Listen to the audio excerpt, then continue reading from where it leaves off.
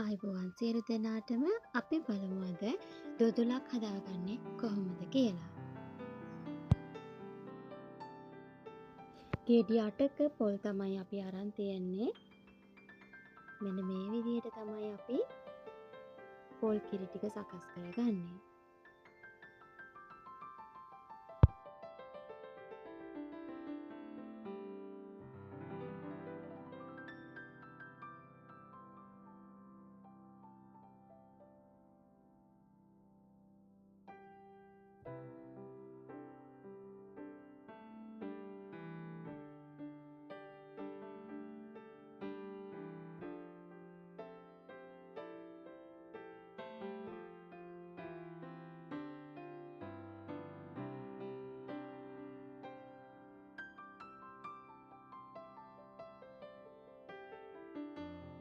සීනි කිලෝ එකක් පොල් කිරි ටිකට එකතු කරගන්නවා.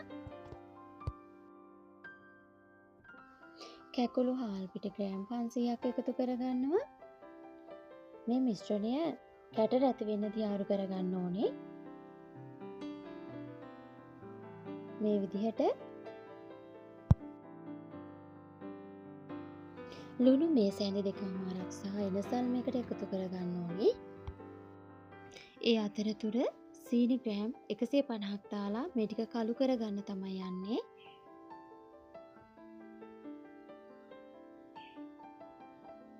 මේ සීනි ටික මේ විදිහට උණු වුණාට පස්සේ උණු වතුර කෝපයක් එකට එකතු කරගන්නවා.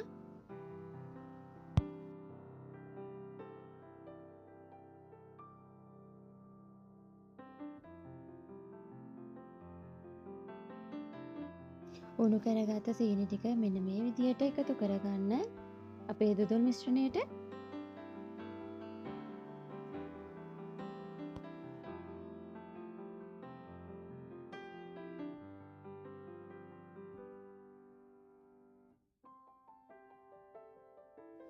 පැය 2මාරක් පමණ මෙන්න මේ විදිහට අපි හැඳි ගන්න ඕනේ.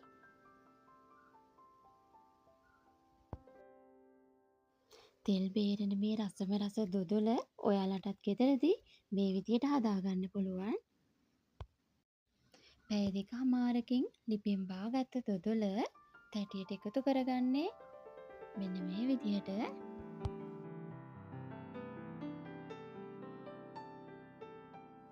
මගේ වීඩියෝ එක හොඳයි නම් මාව සබ්ස්ක්‍රයිබ් කරන්න කියලා ඔයාලගෙන් ආදරයෙන් ඉල්ලා සිටිනවා.